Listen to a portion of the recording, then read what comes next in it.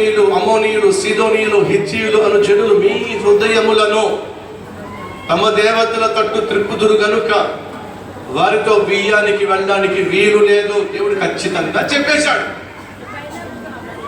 ఒకవేళ మీరు కనుక నా మాట వినకుండా మోయాబీయులతో కానీ, ఎదోమీయులతో కానీ, అమ్మోనీయులతో కానీ, సీదోనీయులతో కానీ, హిత్తీయులతో కానీ బియ్యానికి వెళ్ళినట్లయితే, వివాహ బంధాలు ఏర్పరచుకున్నట్లయితే వారు మీ మనస్సును తిప్పేస్తారు. అప్పుడు మీలో కొంతమందికి ఒక ప్రశ్న వస్తుంది, అన్య సాంప్రదాయాలతో నిండిపోయిన సీదోనీయులు, అమ్మోనీయులు, మోయాబీయులు మన మనస్సు తిప్పడం కంటే మనమే వాళ్ళ మనసు తిప్పేస్తే బాగుంటుందిగా.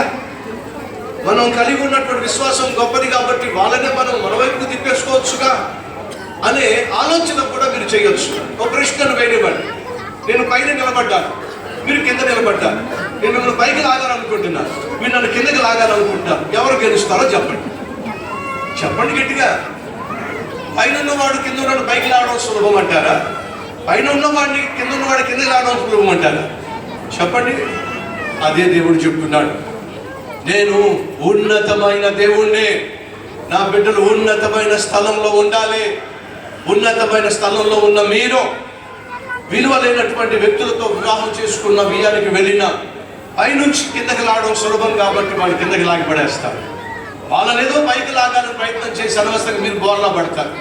దేవుడు ఖచ్చితంగా ఆనాడు ఇశ్రాయేలు ప్రజలకు సెలవిచ్చాడు, మీరు సీదోనీయులతో, మోయాబీయులతో, అమ్మోనీయులతో, పెరిజీలతో, హిత్తీలతో ఏమాత్రం సంబంధం పెట్టుకోకండి అని ఖచ్చితంగా దేవుడు చెప్పేశాడు.